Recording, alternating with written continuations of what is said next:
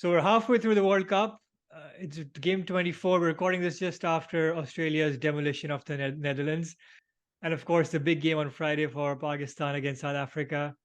Can they do a Pakistan? Or can they do a Pakistan? Which one is it going to be? So we've got a surprise for you at the end. If you stay with us till the end of the video, we've got a stat that's going to blow your mind. It's going to break the internet. It is really, it is worth it. It is a stat that has taken lots of research, but it is foolproof, unfortunately, if you're a Pakistani fan. So please stay tuned till the end.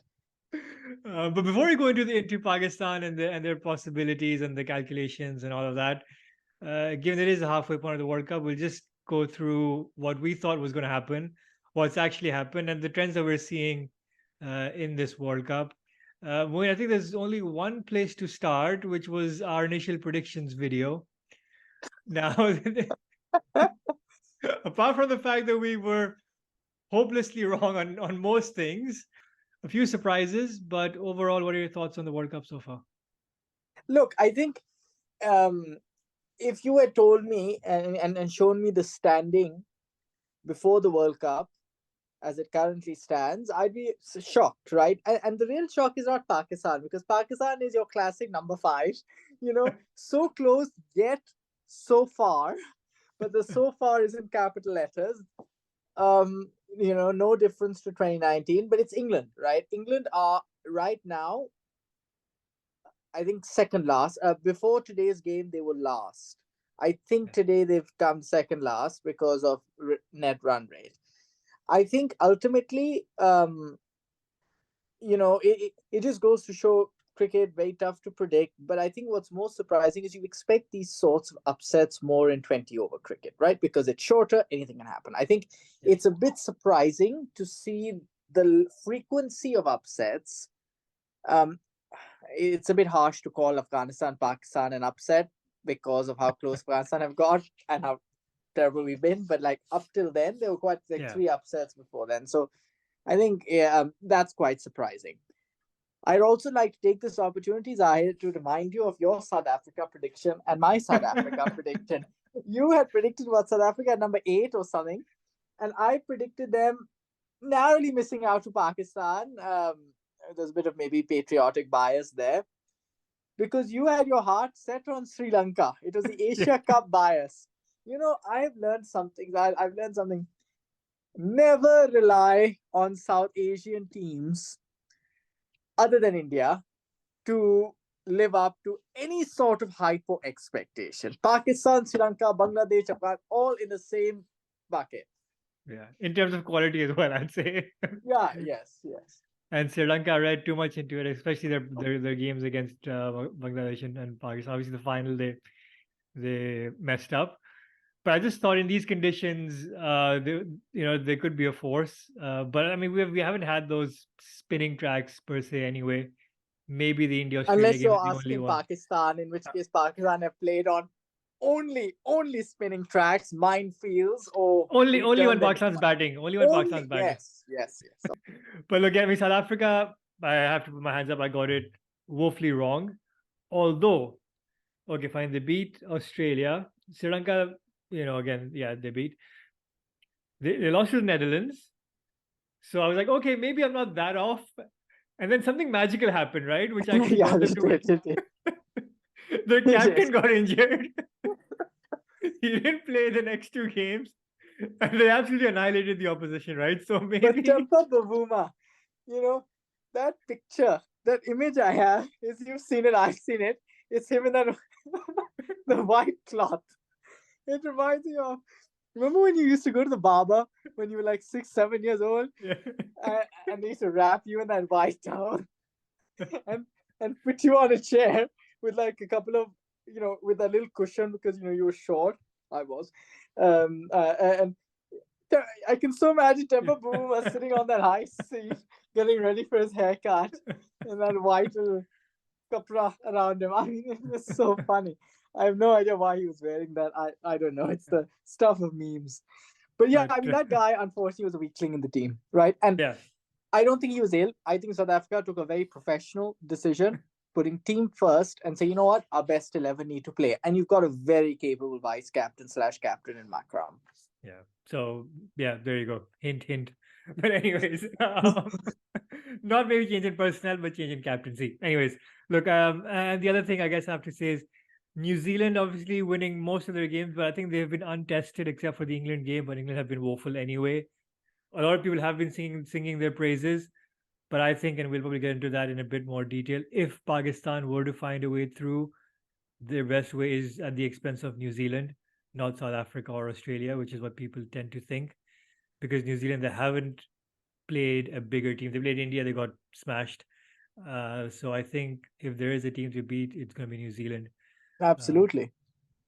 I think Absolutely. And look, they've had the rub of the draw, right? So it depends, right? The second time running, they've had easy games to start with, so they start looking, their position starts looking a bit flattering relative to their quality. But I'll say one thing: if you had the option of playing easy games at the start or the end, if you back yourself, you should choose them at the end, because you know exactly what you need from a net run rate perspective to actually, you know, try and claw back some lost ground, right? yeah. So things are more in your control. We played Netherlands in the first game, got so happy by a 70-run Yeah. victory.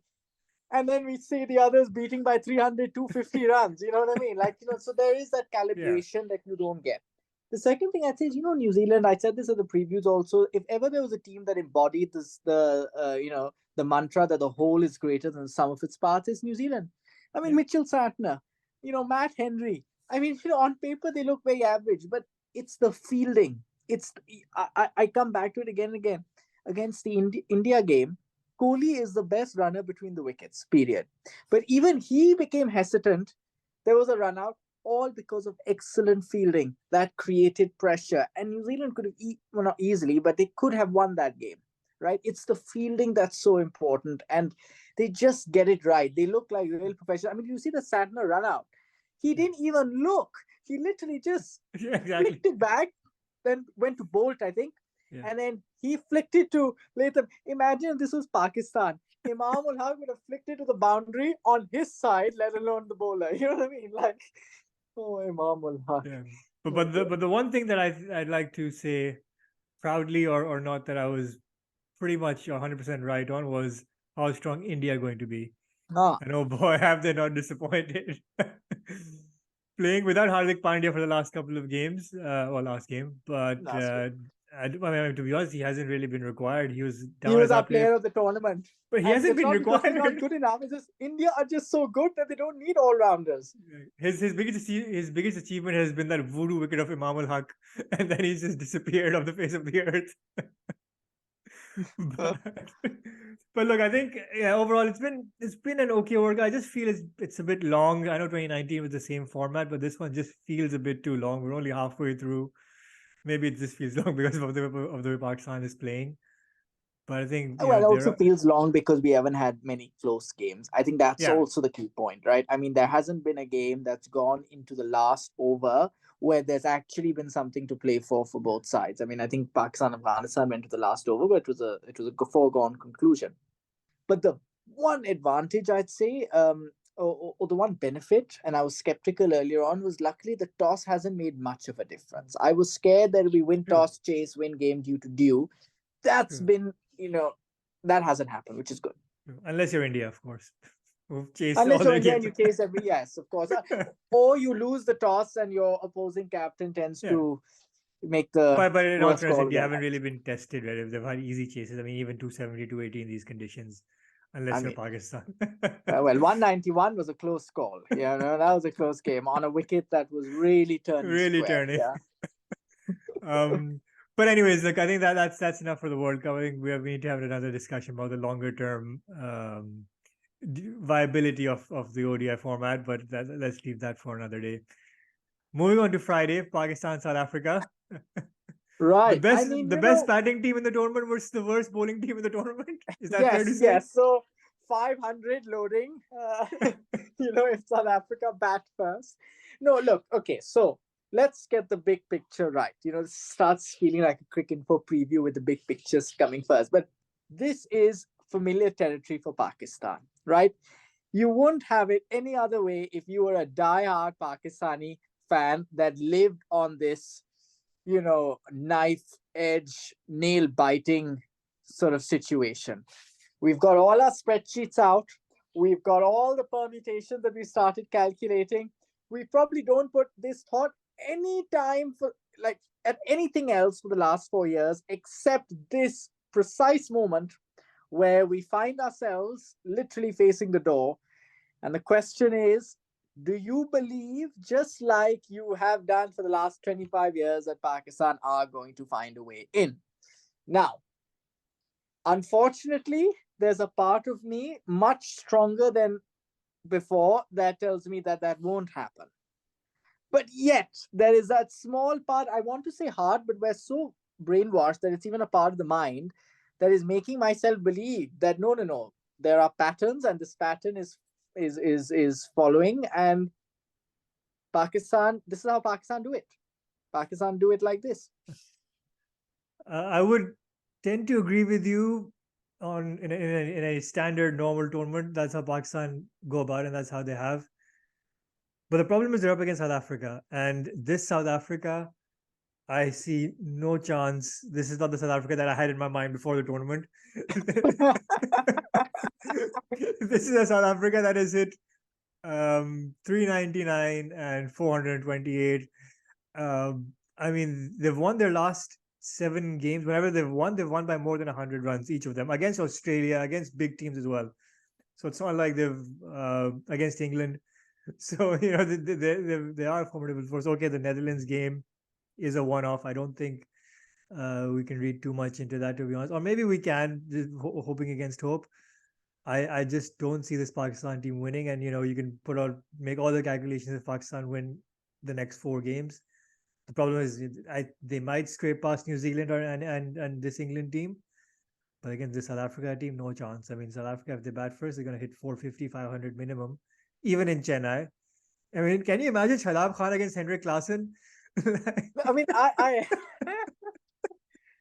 oh my god, that's gonna be absolute. Can you just imagine? I think it's like I know, we should have like 4 but fielders at cow corner. Maybe one in the stand as well. But I think you and I are imagining different things. What I'm imagining is a top edge and caught and bowled Shadab Khan. Isn't that what you're thinking? Yeah, I'm thinking a top edge, probably not middle, but still goes 20 rows back. And maybe there's a Shadab Khan in the stands who's trying to catch it. And Shadab Khan will have a disappointed face as if, oh, and then he'll change ends and he'll come back and he'll get whacked on the other side yeah, of the ground. Yeah. Oh if my it's not god! Gonna be, if it's not going to be Klaassen, it'll be Miller. If it won't be Miller, it'll be De Kock. If it won't be De Kock, it'll be Makram. If not them, it's going to be Janssen, who's been pretty decent also. So I only see carnage in this match, unfortunately. Yeah, and for all those people who are saying that no, it's always good to peak later. It's bad to peak too early. Let me break it to you. Pakistan have peaked too early. The Sri Lanka game was peak. Okay, I don't know what peak you're looking for. The Sri Lanka game was peak. The hope that Pakistan will peak just at the right time. Nobody. No. They peaked. First and second game of the tournament against the qualifiers. So and I'm looking forward to them playing Shamsi for the first time, who they've not played because they don't trust him all tournament. And obviously they're going to play him against Pakistan because they know what Pakistan. And then Pakistan are going to give them a selection headache after the game. And if Pakistan bats first, Pakistan are going to make it look like a 220 pitch and like struggle their way to 225 for 7.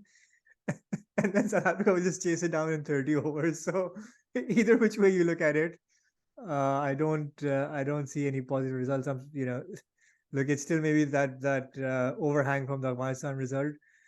Maybe people are a bit more optimistic, but I just don't see a way. I know you are slightly more optimistic in your mind and your heart. Today I woke up very optimistic. As you can probably tell from our WhatsApp conversations and our various WhatsApp groups, I'm optimistic.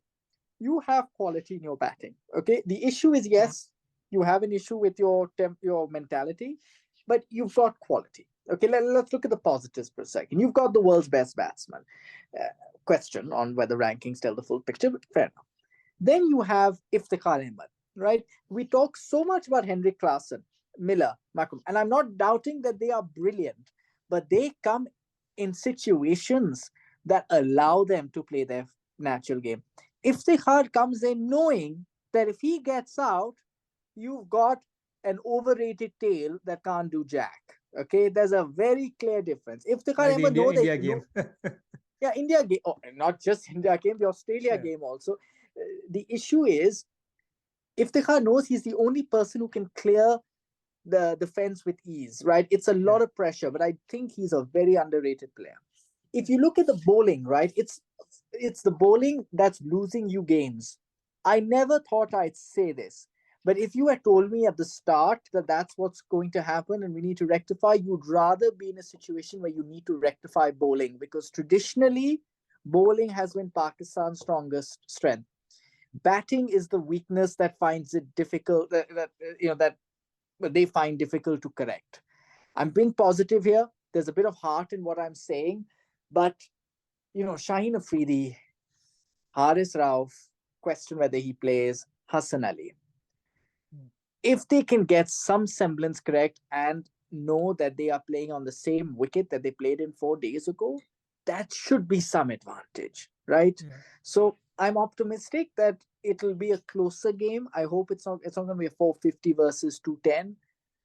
I'm not sure whether we'll win or not, but I do think all hope isn't lost. We are probably, I'd say, 80% likely to come back to Lahore, but there is that small chance that Pakistan could just get off, and jump on the wagon and get all that momentum. Yeah, I mean, you do make some fair points. I don't completely agree. For me, it's not even an 80% chance we come back. It's 99.9 or 100% chance anyway. It's just whether it's on Friday or whether it's the week after. But I think you do make a fair point on the bowling. I think, to be honest, if you look at it on an individual basis, none of the batsmen you can say have had a bad tournament. Imam ul Haq haters have just unsubscribed and shut off their TV screens or computer screens. But if you look at it objectively, he hasn't had like a bad tournament. He got a 50, he got a 30 against India. So it's not like he's had and everybody else, Saud's had a couple of starts, 50s. Ifti's been okay, Rizwan, Babar, Shafiq. So none of the batsmen have had a bad tournament. It's not like in Zimbabwe 2003 or something. So it's really been the bowlers that have actually let you down. You can argue strike rates and whatever of the batsmen, but the bowlers, they are the ones who are to blame for this mess that Pakistan is in. Apart from the India debacle, you would have told, if you were told Pakistan will score 300 against Australia, they'll score 280 against Afghanistan, 340 against Sri Lanka, you would take all those scores, outside the In context of what isolation. exactly, Yeah. exactly, right? So I really think it is the bowling, but the problem is I just don't see an improvement like in the skill set, because we've been seeing it for the past 10 games, and maybe right now they're fatigued or whatever. This is their level as things stand. They have and this is probably a good time to go into what changes Pakistan makes, because look, spin. I just don't see what do you do? You bring Nawaz in. It's a circus, right? He'll be the same. He won't be any better than I Usama. agree. I agree. Yeah, I think they You've have to got go with. Yeah, I mean, my opinion is the drop Harris, rest Harris. Sorry, bring in Wasim Jr. I think Harris needs a break, and the other change I would make is probably have drop poor Sama Mir and bring in Agha Salman, because at least he gives you something with the bat, which will compensate for the lack of bowling, because that's the only way to go. We have to go. Our bowlers aren't doing that well, so you need to try and cover those runs in the batting. That's it. so personally, I think Henrik Larsson, Miller, Macron, they'll be licking their lips when Mohammad Wasim comes on. Now you're right; they may be doing that with Haris as well. Mark Wood, I sorry just about it. Mark, well, of course, yeah, that's what I'm saying. Slightly different wicket though, but yes. Look, I think the point is, personally, you need your best, inverted commas, best bowlers to play this game. You have to back Haris, in my opinion. I think if you want, you can rest him against Bangladesh in the next game.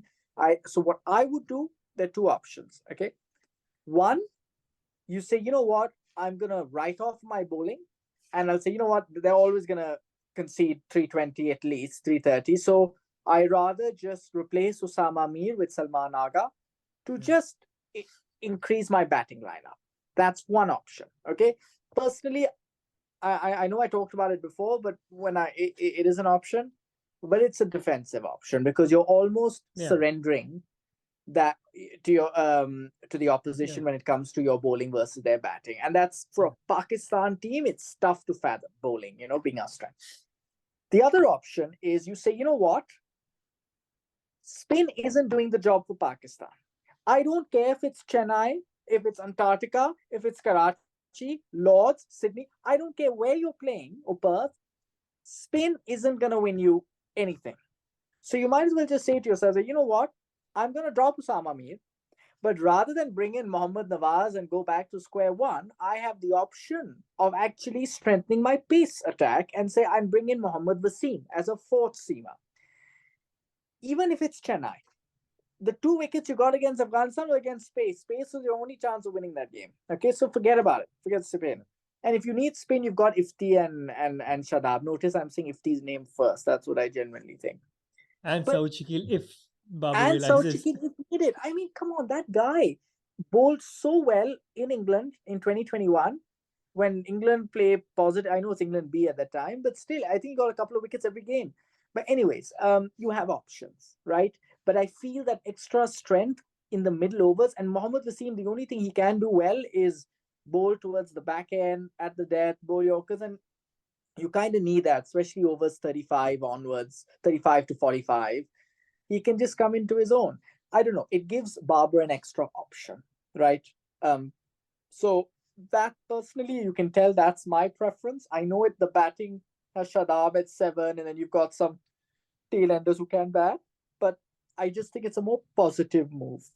I don't know. I just feel Haris Rauf has had enough, and I'm just scared he's going to go for another big one. But look, I wouldn't mind the four pacers option, to be honest, but I don't think they'll do that. No, I don't think so too. I mean, I think you make a good point about, you're scared Haris will go for 17 of his first over again. But now this is, I think, a very good segue into Babar Azam. He now has to have learned that Haris cannot bowl before 10 overs. Even I was advocating that maybe new ball with him, try something for a couple of overs, but it's clear he doesn't have the control, right? So done. That should be finished, never happen again. So that's one. Two, we keep talking about the fact that he doesn't adjust his plans. And I was searching for evidence to prove that to any of those Babar, supporters who think otherwise. I have finally figured out why Babar did the crazy, deluded thing of bringing the spinners back on when Shahidi came into bat. I'll tell you why. Because Shahidi has got out to spin in like 8 of his last 10 innings. When he plays spin early, he's got out. I think under the score of 10, and he averages something like low double digits against spin. So now I'm sure the statistician and Mickey Arthur and all told Babar this, when jab ye aata hai, you have to bowl your spinners. Now, poor Babar Azam did not take into account the reverse swing, the quality of bowling that Hassan Ali was giving you. The match situation, how garbage your spinners have been in that game. Shahidi was at 40 or something at that stage anyway. Exactly. Yeah. And you just brought him and you brought back those spinners because that's what you are. There is no bigger evidence than right there. He could not assess the situation at that point in time. Okay. So I hope someone somewhere is taking notes here, and not the notes that Yunus Khan wrote when he was batting coach, those papers and papers, but notes that actually then translate to something. Right?